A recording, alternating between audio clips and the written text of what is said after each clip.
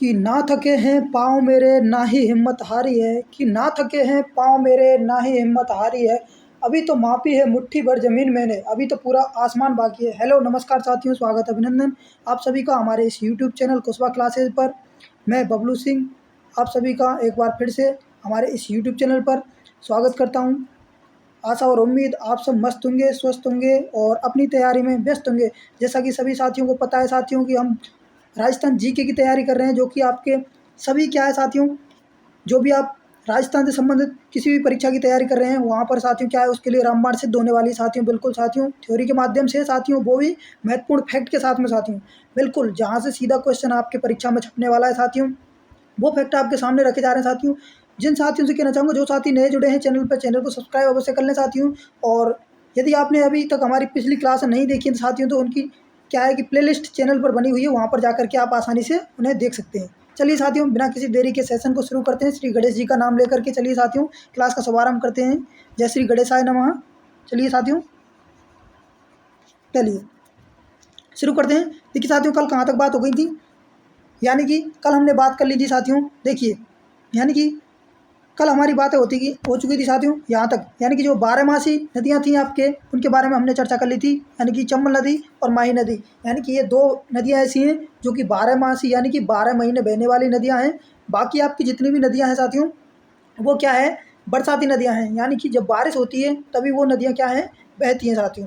ठीक है, तो क्वेश्चन साथियों यहाँ से आपका क्या पूछा जाने वाला था साथियों, मैंने आपको बता दिया कि राजस्थान की, जैसे कि आपको पूछ लेगा कि राजस्थान की एकमात्र ऐसी नदी जो कि क्या है कि साथियों 12मासी नदी है। ठीक है, तो उनमें से आपको एक ऑप्शन यहाँ पर देखने को मिल जाएगा। ठीक है साथियों, चलिए इसकी बात हमने कल कर ली थी साथियों, उससे आगे हम बात करने वाले हैं साथियों। ठीक है, देखिए साथियों यहाँ पर देखिए, जो भी साथियों बीएसटीसी की तैयारी कर रहे हैं, बीएसटीसी परीक्षा, पीटीटी परीक्षा, रीट की, एलडीसी, सीईटी, पशु परिचर, जी हाँ साथियों, कोई भी परीक्षा की आप तैयारी कर रहे हैं साथियों, उन सभी के लिए क्या है साथियों, ये रामबाण क्लास होने वाली है साथियों, राजस्थान जीके की रामबाण सिद्ध होने वाली है। ठीक है साथियों, बिना किसी देरी के चलिए शुरू करते हैं साथियों। चलिए जो फैक्ट थे हमारे, उससे आगे हम बात करते हैं। देखिए साथियों, आपको जो महत्वपूर्ण शब्दावली है साथियों, इससे संबंधित महत्वपूर्ण शब्दावली है, जो कि क्या है, नदियों से संबंधित, आपके अपवाह तंत्र से संबंधित, जो भी आपके नदियां हैं साथियों, उनसे क्या है, उनसे संबंधित एक क्या है, शब्दावली साथियों महत्वपूर्ण। तो वो महत्वपूर्ण शब्दावली आपके सामने रख रहा हूँ साथियों। चलिए साथियों, तो शुरू करते हैं। सबसे पहले साथियों शब्दावली में सबसे पहले आता है साथियों जल विभाजक। यानी कि आपको क्या साथियों, पहले आपको इसके बारे में जान लेना है साथियों कि क्या है, क्या मैटर है साथियों, क्या इससे आपको फिर आसानी होगी साथियों सभी चीज़ याद करने में। जैसे कि मान लीजिए आपको पता चल गया जल विभाजक क्या होता है, तो उसके बाद में आपको जल विभाजक से यदि वहाँ पर क्वेश्चन आएगा साथियों, तो आप उसको आसानी से पहचान लोगे। ठीक है, तो चलिए बात करते हैं। देखिए जल विभाजक, जी हाँ साथियों, जल विभाजक, और जल विभाजक को इंग्लिश में बोलते हैं साथियों वाटर फॉल्ट। ये साथियों वाटर फॉल्ट बोलते हैं। अब किसे कहते हैं साथियों, ये शब्दावली में सबसे पहले महत्वपूर्ण आता है साथियों कि कहते किसे हैं। ठीक है साथियों, तो देखिए किसे कहते हैं कि एक नदी बेसिन, ये साथियों एक नदी बेसिन जब दूसरी नदी बेसिन से जिस उच्च भूमि या फिर पर्वत द्वारा अलग होती है, उसे जल विभाजक कहते हैं। क्या कहते हैं, कहने का मतलब ये है साथियों कि जब कोई एक नदी है, मान लीजिए एक नदी है, दूसरी नदी बेसिन, जी साथियों दूसरी नदी से क्या है कि उच्च भूमि पर्वत, जैसे कि मान लीजिए मैं आपको आगे समझाता हूँ। देखिए कि जैसे कि मान लीजिए कोई नदी है, जैसे कि मान लीजिए ये एक नदी है साथियों, ये बह रही सी, ठीक है, तो इस नदी से क्या है, जैसे कि ये इसका उच्च भाग है साथियों, ठीक है, ये इसका यहाँ पर उच्च भाग है, तो उच्च भाग से साथियों कोई दूसरी नदी निकल के आ रही है साथियों इस उच्च भाग से। ठीक है, जैसे कि मान लीजिए ये एक नदी निकल रही है, तो इसको ही क्या कहते हैं साथियों, जल विभाजक का कार्य करती है साथियों। ये यहाँ से जो नदी ये दूसरी निकली है एक नदी के उच्चतम भाग से, ठीक है, तो इसको क्या है साथियों, क्या बोलेंगे हम, यानी कि इसको बोलेंगे जल विभाजक। ठीक है साथियों, तो वापस आते हैं वहीं पर हम। देखिए क्या कह रहा है, दोबारा देख लीजिए एक बार कि एक नदी बेसिन, ये सब एक नदी बेसिन दूसरी नदी बेसिन से जिस उच्च भूमि या फिर पर्वत द्वारा अलग होती है, उसे जल विभाजक कहते हैं। ठीक है साथियों, तो देखिए जैसे कि ये एक नदी है आपके यहाँ से जा रही है, देखिए ये इस प्रकार से, दूसरी नदी देखिए यहाँ से अलग हो रही है, यानी कि ये जल विभाजक का कार्य कर रही है साथियों। यहाँ तक सभी साथियों को क्लियर है साथियों, इसका स्क्रीनशॉट ले लीजिए एक बार सभी साथी। ठीक है, और यदि अभी तक हमारे टेलीग्राम चैनल पर साथियों नहीं जुड़े हैं, तो वहाँ पर जुड़ जाइए। डेली आपको वहाँ पर राजस्थान के क्या है महत्वपूर्ण क्वेश्चन साथियों डेली वहाँ पर करवाए जाते हैं। और जैसे ही साथियों यहाँ पर आपका टॉपिक खत्म होता है, तो उसके बाद में आपको क्या है साथियों, यहाँ पर भी MCQ टेस्ट आपके लिए जाता है साथियों। ठीक है, चलिए आगे बढ़ते हैं साथियों। चलिए देखिए अब सबसे दूसरे नंबर की बात आती है साथियों अपवाह तंत्र, यानी कि अपवाह तंत्र क्या होता है साथियों, ठीक है। अपवाह तंत्र के बारे में समझते हैं। देखिए, यानी कि अपवाह तंत्र जी साथियों, जिसको बोलते हैं इंग्लिश में ड्रेनेज, ठीक है, किसे कहते हैं, तो अपवाह तंत्र किसे कहते हैं वो आप एक बार देख लीजिए साथियों, ठीक है। देखिए कि निश्चित वाहिकाओं से हो रहे जल प्रवाह को ही अपवाह कहते हैं। कहने का मतलब क्या साथियों, जो निश्चित वाहिकाओं से हो रहे जल प्रवाह को अपवाह कहते हैं, ठीक है। समझने की बात यहाँ पर यह है, देखिए कि निश्चित जल प्रवाह, ठीक है साथियों। देखिए कोई भी निश्चित जल प्रवाह है, ठीक है, जैसे मान लीजिए ये एक जल प्रवाह है, ठीक है, तो यहाँ से, ठीक है, तो कोई भी नदी, जैसे कि मान लीजिए कि जल प्रवाह, देखिए क्या कह रहा है कि निश्चित, देखिए कि निश्चित वाहिकाओं से हो रहे जल प्रवाह को अपवाह कहते हैं। यानी कि ये जो आपके नदी बह रही है, ठीक है साथियों, कहने का इसका मतलब क्या है कि जो ये इस प्रकार से आपकी ये नदी बह रही है, ठीक है साथियों, तो ये नदी बह रही है, इसी को क्या साथियों, अपवाह बोलेंगे साथियों, अपवाह जी साथियों। नदी के कहने का अर्थ ये है कि नदी के बहाव क्षेत्र को ही अपवाह कहते हैं। जैसे कि कोई नदी है, मान लीजिए ये चंबल नदी, मैं इसका नाम दे देता हूँ साथियों, कि जैसे कि मान लीजिए ये है चंबल नदी, ठीक है, तो चंबल नदी जिस प्रकार से, ये चंबल नदी इस प्रकार से बह रही है, तो इसके बहाव क्षेत्र को ही क्या कहेंगे साथियों, अपवाह कहेंगे, ठीक है। यहाँ तक क्लियर है साथियों, ठीक है। आगे देखिए, आगे क्या कह रहा है, इन निश्चित वाहिकाओं के जाल को अपवाह तंत्र कहते हैं। जी हाँ साथियों, इन निश्चित क्या है कि जो अपवाह, यानी कि वाहिकाओं के जाल को क्या कहते हैं, अपवाह तंत्र कहते हैं। अब जैसे कि मान लीजिए, देखिए अब मैं यहाँ पर आपको समझाता हूँ। जैसे कि मान लीजिए एक नदी ये जा रही है आपके, ये इस प्रकार से, ठीक है, एक नदी, अब दूसरी नदी जैसे कि मान लीजिए इसी में आकर के ये मिल जाती है, देखिए यहाँ से ये दूसरी वाली नदी आकर के इसमें मिल जाती है, ठीक है। उसके बाद में जैसे कि मान लीजिए कोई और तीसरी नदी, जैसे कि यहाँ से आकर के इस प्रकार से और ये मिल गई, तो इनका निश्चित क्रम, यानी कि इन नदियों का बहाव का निश्चित क्रम क्या कहलाता है साथियों, ये अपवाह तंत्र कहलाता है, ठीक है साथियों। ये सभी नदियाँ इस प्रकार से बहेंगी यहाँ पर, तो इसको क्या बोलेंगे साथियों, इसको बोलेंगे अपवाह तंत्र, ठीक है। इसको क्या बोलेंगे साथियों, अपवाह तंत्र की नदियाँ, यानी कि इसको अपवाह तंत्र बोलेंगे, ठीक है साथियों। चलिए यहाँ तक सभी साथियों को क्लियर है। देख लीजिए एक बार दोबारा बता देता हूँ सभी साथियों के लिए। देखिए क्या है, देखिए कि निश्चित, ये साथियों यानी कि आपसे पूछ रहा है क्या कि अपवाह तंत्र किसे कहते हैं, यानी अपवाह तंत्र है क्या, यानी कि निश्चित वाहिकाओं, यानी कि कोई भी नदी है, ठीक है साथियों, कोई भी नदी के से हो रहे जल प्रवाह, यानी कि कोई भी नदी लगातार बह रही है, यानी कि एक दिशा में, ठीक है, यानी कि तो उसको वो बोल देंगे साथियों, नदी के बहाव क्षेत्र को ही अपवाह बोलते हैं। और आगे क्या है, इन निश्चित वाहिकाओं, यानी कि एक से अधिक नदियाँ जब एक साथ में मिलकर के बहती हैं, तो उसको बोलते हैं साथियों अपवाह तंत्र, ठीक है साथियों। यहाँ तक क्लियर है सभी साथियों का, स्क्रीनशॉट ले लीजिए सभी साथी इसका। चलिए आगे बढ़ते हैं। चलिए देखिए, चलिए देखिए अगले महत्वपूर्ण शब्दावली है कि कोई भी नदी अपनी सहायक नदियों सहित जिस क्षेत्र का जल लेकर के आगे बढ़ती है, वह उसका प्रवाह क्षेत्र, यानी कि नदी द्रोणी या फिर जल अपवाह तंत्र कहलाता है, ठीक है साथियों। वही बात है जो मैंने अभी बताई थी आपको, क्या कि कोई भी नदी है, मान लीजिए कोई भी नदी है, जैसे कि मान लीजिए चंबल नदी हुई, कोई भी नदी अपनी सहायक नदियों, ये साथियों अपनी सहायक नदियों सहित जिस क्षेत्र का जल लेकर के आगे बढ़ती है, वह उसका प्रवाह क्षेत्र, ये साथियों प्रवाह क्षेत्र बोल दो, उसको नदी द्रोणी बोल दो, या फिर जल अपवाह तंत्र बोल दो, जैसे कि समझते हैं एक स्लाइड पर, ठीक है। देखिए ये आपके मान लीजिए चंबल नदी, ठीक है, कौन सी नदी, ये आपके चंबल नदी, ठीक है। चंबल नदी में जैसे कि मान लीजिए इसमें इसकी सहायक नदियाँ भी आकर के, जैसे कि ये मिल जाती है, यहाँ से एक नदी मिल गई चंबल नदी की सहायक, ठीक है, ये यहाँ से मिल गई, ठीक है, जैसे कि ये मान लीजिए बनास नदी हो गई, ठीक है, चंबल की सहायक नदी। तो इस प्रकार से यानी कि जैसे कि ये बनास नदी, ये फिर चंबल नदी की यानी कि मुख्य नदी ये जा रही है, ठीक है। तो यहाँ से क्या है साथियों, इनका यानी कि इनके जल को लेकर के प्रवाहित हो रही है, इस प्रकार से इस दिशा में ये प्रवाहित हो रही है चंबल नदी। तो क्या है कि इस तंत्र को क्या बोलेंगे साथियों, अपवाह तंत्र बोलेंगे, अपवाह तंत्र बोल दो, या फिर क्या साथियों प्रवाह तंत्र बोल दो, एक ही बात है, प्रवाह तंत्र, अपवाह तंत्र या फिर जल द्रोणी, ठीक है साथियों, एक ही बात है सभी साथियों। सभी साथियों को क्लियर है यहाँ तक, ठीक है। देख लीजिए, ठीक है, देख कोई भी नदी अपनी सहायक नदियों सहित जिस क्षेत्र का जल लेकर के आगे बढ़ती है, वह उसका प्रवाह क्षेत्र या नदी द्रोणी या फिर जल अपवाह तंत्र कहलाता है। सभी साथियों को यहाँ तक कंप्लीट है साथियों, ठीक है, स्क्रीनशॉट ले लीजिए सभी साथी इसका, ठीक है। चलिए आगे बढ़ते हैं। चलिए देखिए आगे हमारी महत्वपूर्ण बातें आती हैं साथियों। राजस्थान की जो अपवाह तंत्र, यहाँ तक हमने बात कर ली थी अपवाह तंत्र तक, ठीक है साथियों। तो अपवाह तंत्र से आगे हम बात करने वाले हैं कि राजस्थान की जो अपवाह तंत्र है, अपवाह तंत्र का वर्गीकरण। जी साथियों, अपवाह तंत्र का जो हमारे का वर्गीकरण है राजस्थान का, वो किस प्रकार से किया गया है, ठीक है, उसके बारे में हम चर्चा करते हैं, ठीक है साथियों। और क्लास को साथियों ज़्यादा से ज़्यादा शेयर करें साथियों। एक बार फिर सभी साथियों से कहना चाहूँगा साथियों, क्लास को शेयर कर दें सभी साथी। चलिए शुरू करें, आगे बढ़ते हैं। चलिए देखिए किस प्रकार से यानी कि अपवाह तंत्र का वर्गीकरण किया गया है। तो साथियों देखिए, एक आता है आपके बंगाल की खाड़ी का अपवाह तंत्र। जी साथियों, यानी कि 3 प्रकार से क्या है कि हमारे राजस्थान के जो अपवाह तंत्र को वर्गीकृत किया गया है। कौन कौन से साथियों? एक है आपके बंगाल की खाड़ी का अपवाह तंत्र, दूसरा है अरब सागर का अपवाह तंत्र, तीसरा क्या है आंतरिक अपवाह तंत्र, ठीक है साथियों। अब बात करते हैं साथियों इनकी लोकेशन, ठीक है, एक बार इनकी लोकेशन देख लीजिए। यानी कि देखिए पहले, यानी कि बंगाल की खाड़ी का अपवाह तंत्र, अरब सागर का अपवाह तंत्र, इन दोनों को मैं पहले आपको बताता हूँ। जैसे कि देखिए मान लीजिए ये आपका प्यारा सा राजस्थान हो गया, ठीक है।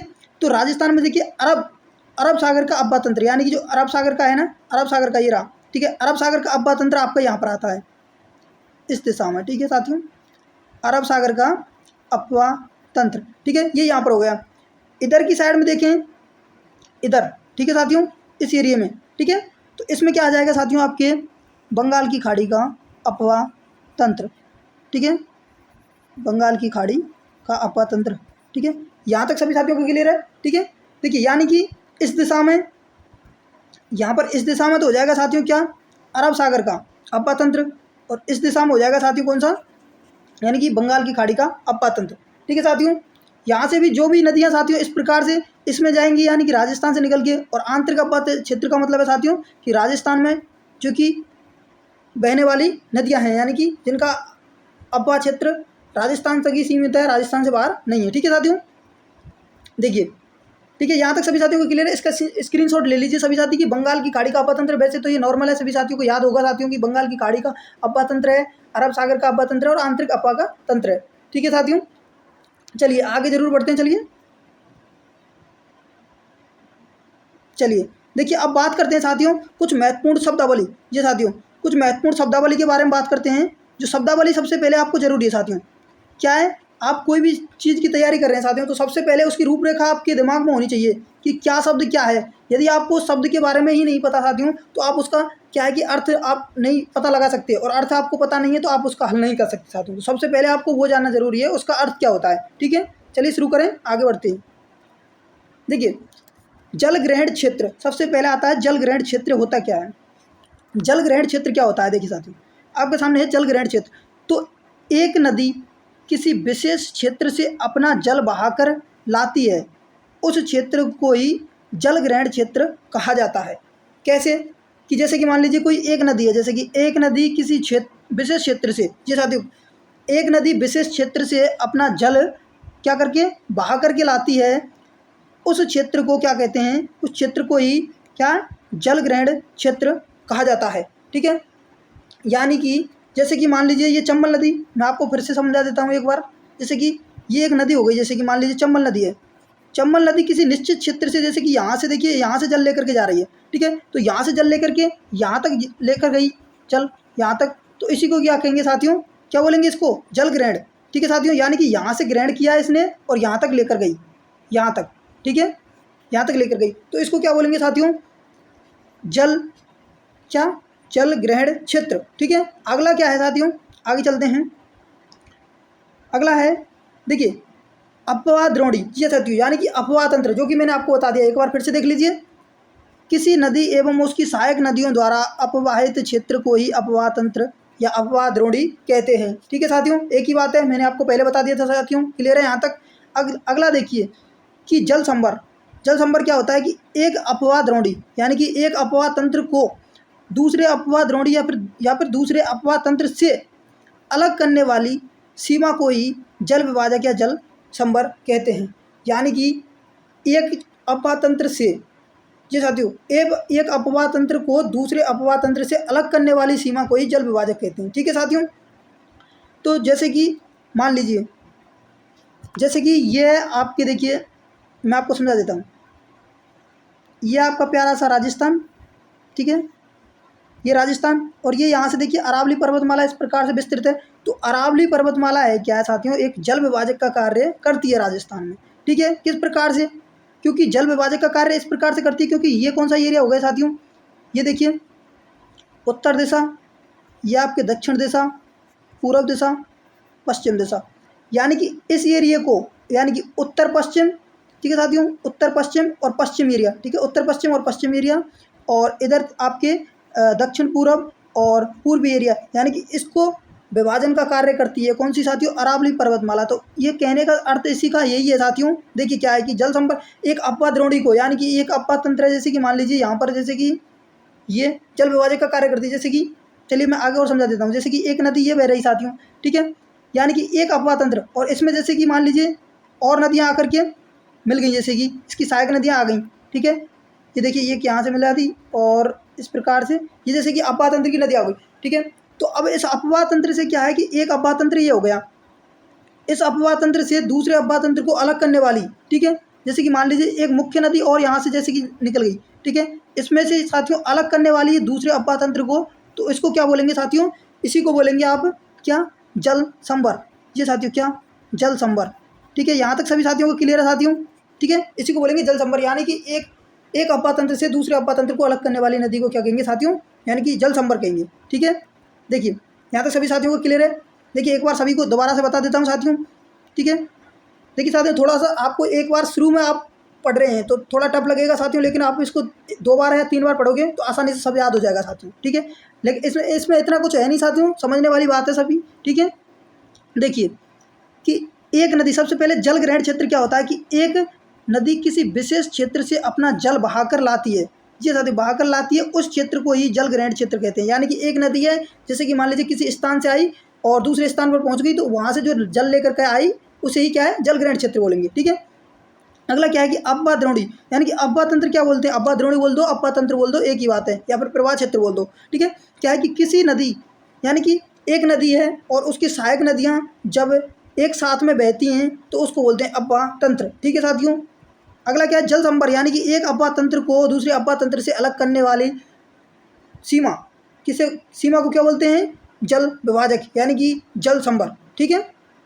चलिए यहाँ तक सभी साथियों को क्लियर है, आगे बढ़ते हैं चलिए साथियों, चलिए देखिए अगला फैक्ट है कि नदी द्रोणी, ठीक है साथियों, नदी द्रोणी या फिर जल संवर में अंतर।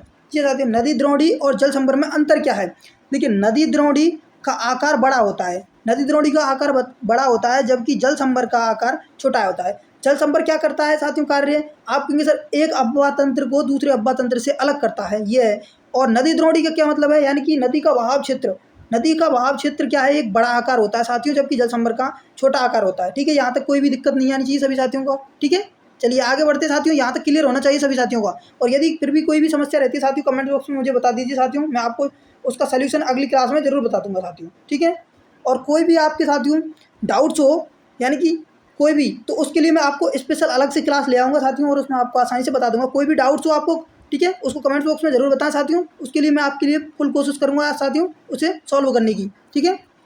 चलिए आगे बढ़ते हैं, और आपकी साथियों कौन सी सब्जेक्ट में वीकनेस है साथियों, वो हमें कमेंट बॉक्स में ज़रूर बताएं, हम कोशिश करेंगे साथियों आपके उस सब्जेक्ट के लिए क्लासें लगवाने की, ठीक है। चलिए आगे चलते हैं साथियों।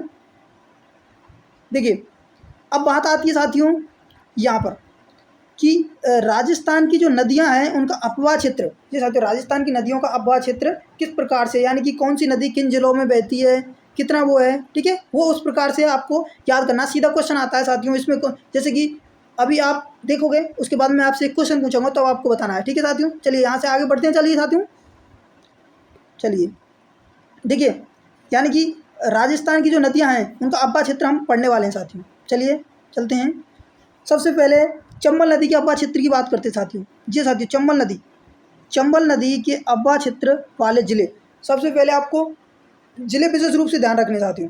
चंबल नदी के जो आपके क्या है अपवाह क्षेत्र वाले ज़िले कौन कौन से हैं, तो देखिए एक हो जाएगा कोटा, करौली, धौलपुर, सवाई माधोपुर, बारां, झालावाड़, बूंदी, ठीक है साथियों।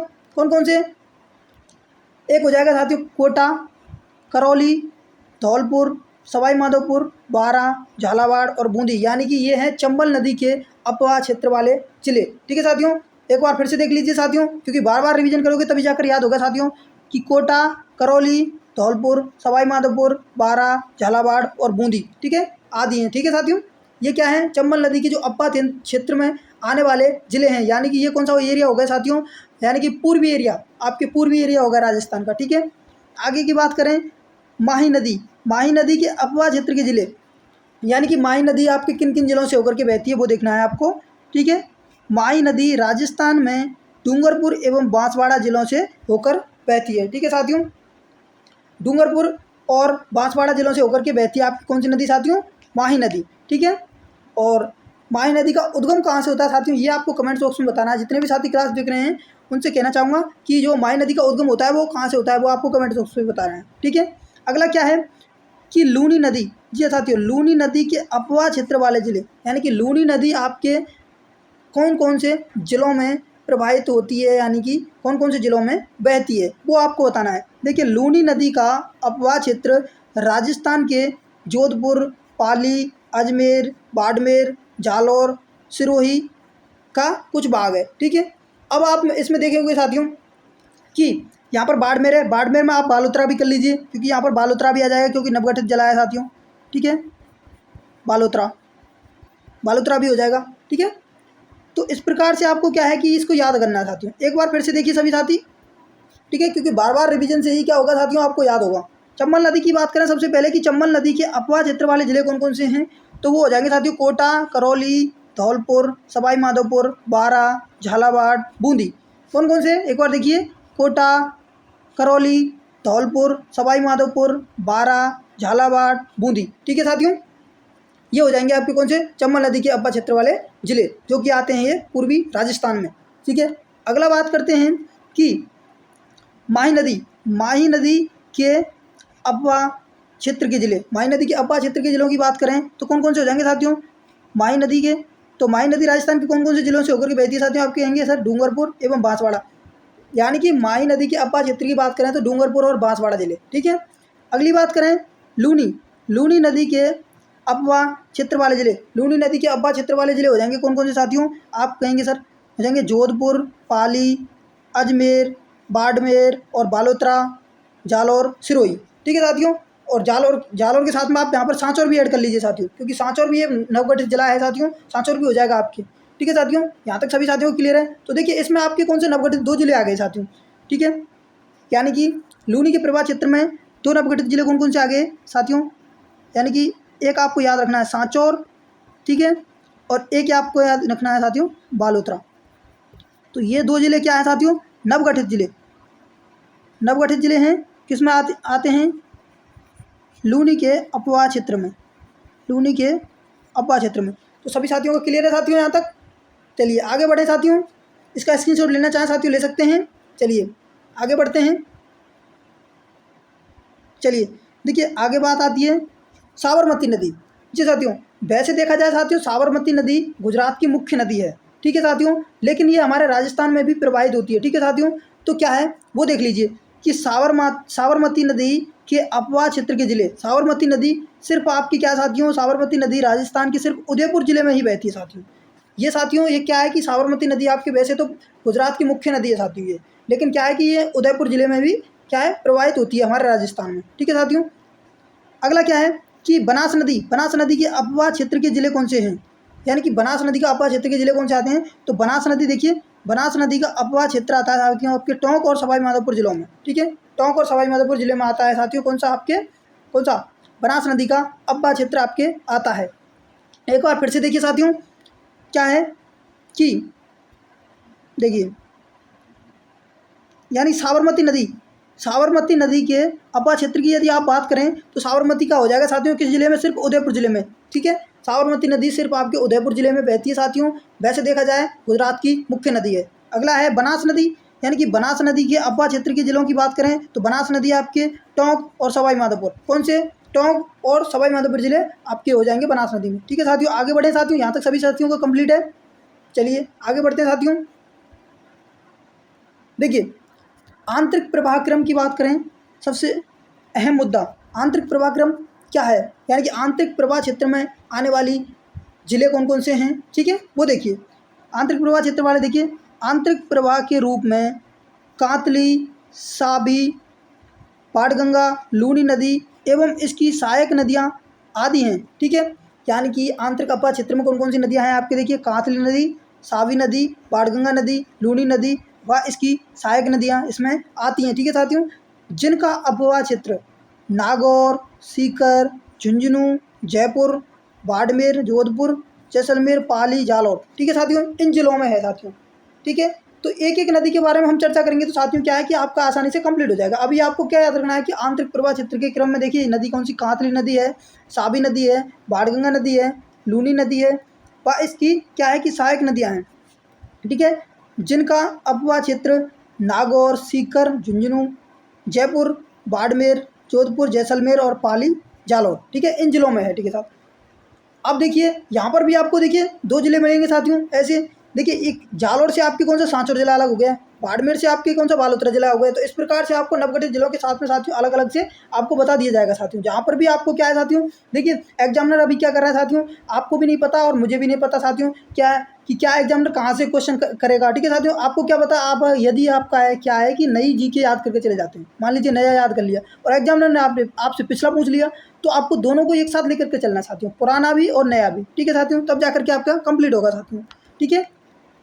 तो देखिए साथियों आज के सेशन में साथियों इतना ही साथियों। यदि साथियों सेशन अच्छा लगा तो सेशन को साथियों शेयर ज़्यादा से ज़्यादा करें और लाइक करें और कमेंट में बताएं साथियों कि कैसा लगा सेशन, ठीक है साथियों। तो एक क्वेश्चन मैं साथियों आपसे ज़रूर पूछना चाहूँगा, ठीक है साथियों। चलिए एक क्वेश्चन क्या पूछते हैं, चलिए साथियों आपसे पिछली क्लासों के आधार पर पूछते हैं साथियों। चलिए पूछते हैं आपसे, चलिए हाँ चंबल के बारे में पूछते हैं साथियों। चंबल नदी के बारे में मैंने आपको पढ़ा दिया था ना, ठीक है। तो आपसे क्वेश्चन है साथियों, चंबल नदी का उद्गम कहाँ से होता है, चंबल नदी का उद्गम कहाँ से होता है, चंबल नदी का उद्गम कहाँ से होता है। तो ये आपको साथियों कमेंट बॉक्स में सभी साथियों को बताना है चंबल नदी का उद्गम कहाँ से होता है साथियों। पिछली क्लास में मैंने आपको बिल्कुल साथियों बता दिया था साथियों। बिल्कुल जिन साथियों ने पिछली क्लास नहीं देखी है साथियों, प्लेलिस्ट बनी हुई है चैनल पर, जाकर के आसानी से साथियों देखें और अपनी तैयारी को मजबूत करें साथियों। जी हाँ साथियों, बिना तैयारी के साथियों कुछ नहीं हो सकता साथियों, ठीक है। आपको मेहनत साथियों बहुत ज़्यादा करने की आवश्यकता है साथियों, क्योंकि दिन रात कंपटीशन आपके क्या है साथियों बहुत तेज़ होता जा रहा है साथियों। तो सभी साथी जितना हो सके साथियों मेहनत कीजिए साथियों, समय दीजिए साथियों। आपका समय साथियों वेस्ट नहीं जाएगा। जितना समय आप शिक्षा पर खर्च करोगे साथियों उसका डबल करके साथियों शिक्षा आपको देगी साथियों। चलिए मिलते हैं एक और नई क्लास में, तब तक के लिए खुश रहिए, मस्त रहिए, बिंदास रहिए। जय हिंद, जय भारत। आप सभी का दिन शुभ हो।